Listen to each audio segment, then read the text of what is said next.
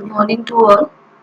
मेरा नाम शिवांगी गुप्ता है और आज हम इंजीनियरिंग मैकेनिक्स का एक्सपेरिमेंट नंबर 1 करने जा रहे हैं। ठीक है, तो चलिए देखते हैं। तो सबसे पहले ऑब्जेक्टिव देख लेते हैं हम।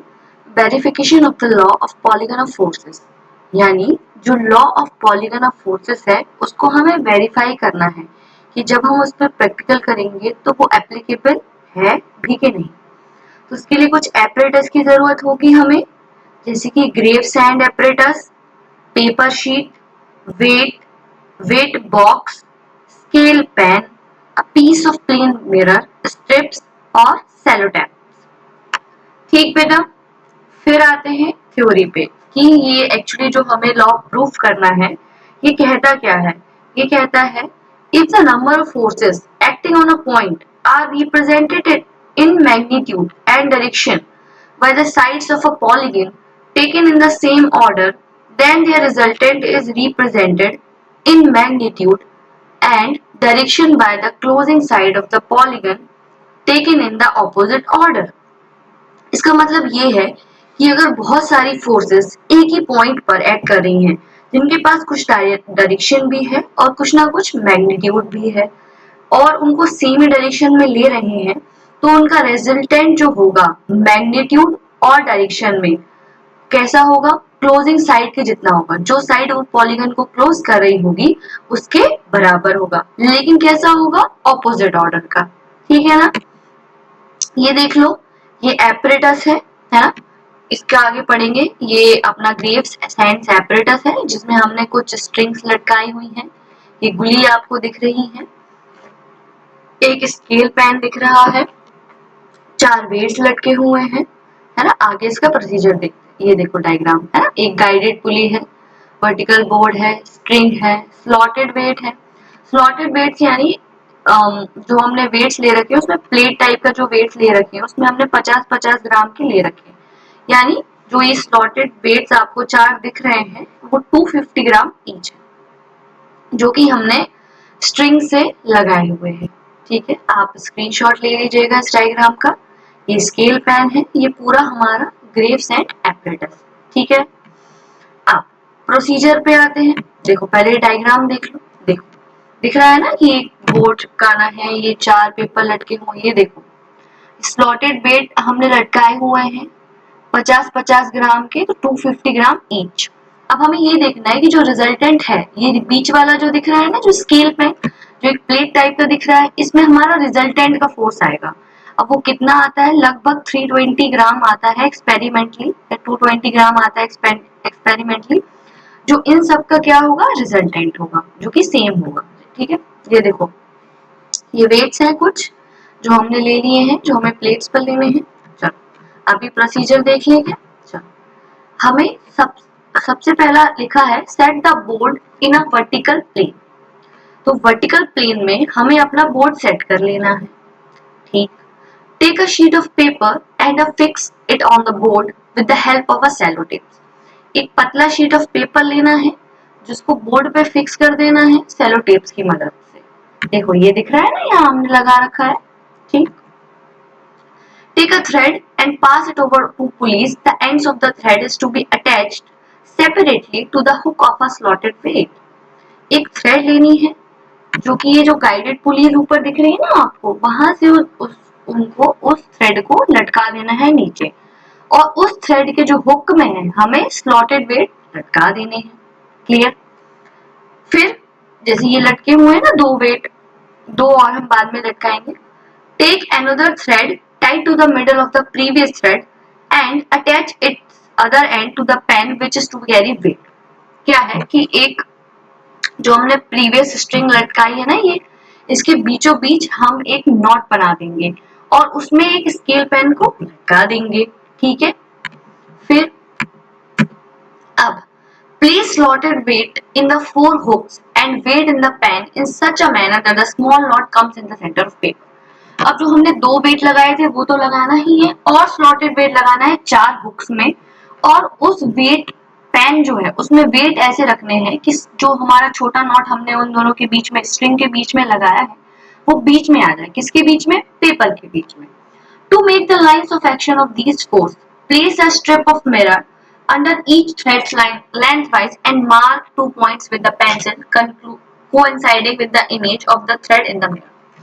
अब हमें क्या करना है कि जो ये थ्रेड दिख रही है ना, इसके जो नीचे ये जो स्पेस दिख रही है उधर पे हमें कुछ मिरर्स लगा देने हैं ताकि हमें line of action of force दिखता रहे, और वहां दोनों साइड जहां पे हम मिरर लगाएंगे उन दोनों साइड पे हमें मार्क कर लेना है पेंसिल से।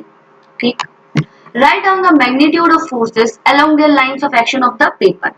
जो फोर्सेस का मैग्नीट्यूड आया, मतलब कितना उनका मैग्नीट्यूड था, कितना उनका वेट आ रहा था, और line of action of forces लगा लेंगे। फिर पेपर को रिमूव करेंगे और OA, OB, OC, OD, OB जो हमने पेंसिल से मार्क किया था उसको 13 स्केल पर हम रख लेंगे। फॉर एग्जाम्पल आगे हम बनाएंगे एक स्केल टू वर्टिकल, फिर एक पॉइंट लेंगे O1 पेपर पे और एक लाइन ड्रॉ करेंगे OA के पैरेलल और उसको फोर्स P पर काटेंगे A पॉइंट पर। ठीक, सेम हमें करना है, ये 9th वाला दिख रहा है ना। फिर हमें क्या करना है, ऐसी ही एक लाइन ड्रॉ करनी है OB के पैरेलल और उसको Q फोर्स के बराबर काट देना है B पॉइंट पर। सेम हमें OC के साथ भी करना है और उसको काट देना है C पर। फ्रॉम C पर भी एक लाइन काटनी है OD जो D पर कटेगी।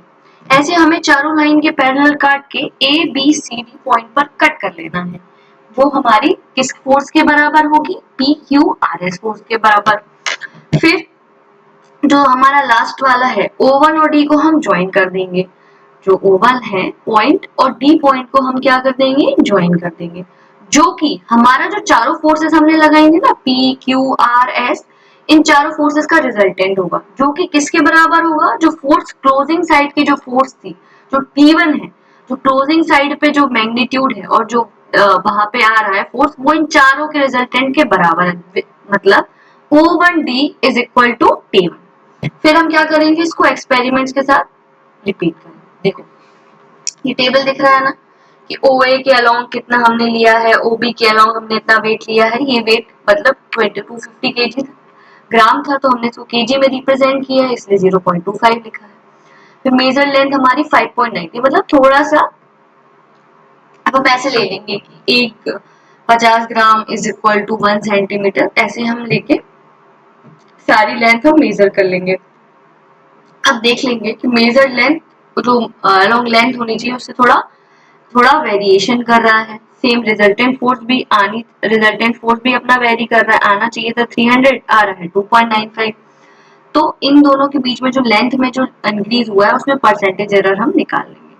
फिर ऑब्जर्व्ड एंगल हमारा कितना था, 81 डिग्री। फिर थीटा कितना था, आगे देखो, अब देखो इधर दिख रहा है ना कि थीटा कुछ हमने पहले नापा था, तो थीटा और थीटा1 में जो वेरिएशन है और T और T1 में जो वेरिएशन है, उन वेरिएशन को परसेंटेज एरर से हम निकाल देंगे, क्योंकि हमको पता है कि हमारा जो परसेंटेज एरर कितना आ रहा है 1.67%, जो कि हम अपने जो एक्सपेरिमेंट करते हैं उसमें प्लस माइनस 15% ले सकते हैं। अगर इतने तक आ रहा है तो ओके है, और अगर प्लस माइनस 15% से ज्यादा आया तो हम उसको हटा देंगे, हमें रिपीट करना पड़ेगा। लेकिन जो 1.67% है ये कैसा है, 15% के अंदर। सेम हम देख रहे हैं थीटा और थीटा1 में कितना वेरिएशन है, 3.70 माइनस का, मतलब ये भी हम ले सकते हैं। ठीक है, फिर हम स्पेस डायग्राम दिख रहा है और वेक्टर डायग्राम दिख रहा है। जो हमने स्पेस डायग्राम बनाया है उसमें वेट के इक्वल हम कुछ लेंथ मार्क कर लेंगे, मतलब for example 50 gram is equal to 1 centimetre, तो 250 ग्राम की हमें 5 सेंटीमीटर की एक लेंथ बनानी पड़ेगी। ऐसे हम ABCD ऐसे मार्क करके, और फिर क्लोजिंग पॉलीगन हमें दिख रखा है कि O1 T1D is equal to T1। O1D की जो लेंथ होगी वो किसके बराबर होगी, T1 की। क्लियर है, मतलब हमारा ये law of polygon of forces यहाँ पर प्रूफ हो गया है कि जो सारा रिजल्टेंट ऑफ फोर्सेस है वो जो क्लोजिंग साइड की जो का फोर्स है उसके बराबर होता है। राइट, रिजल्ट में हमने देख लिया the law of polygon of forces has been verified with the experimental error.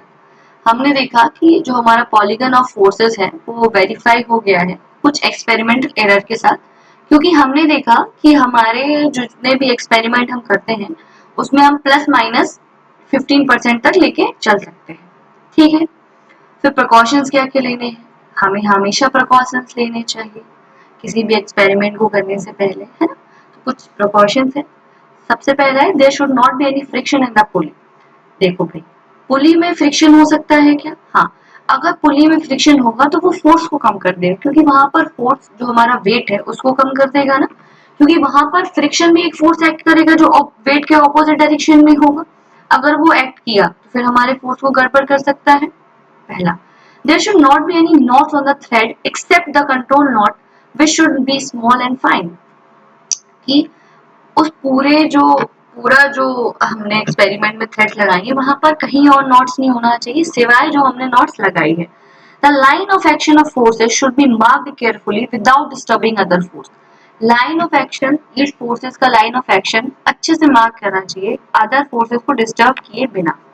Weights को बहुत आराम से रखना चाहिए कि हमारा जो वो सेटअप है वो नीचे नहीं आ जाए। Before marking the lines of action of force, see that the pan and weights are at rest.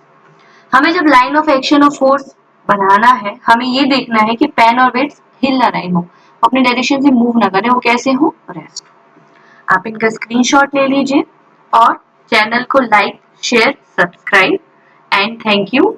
आगे की अपडेट जो भी एक्सपेरिमेंट्स रहेंगे आपको सेम चैनल पर मिलेंगे। तब तक के लिए all the best, good luck, thank you.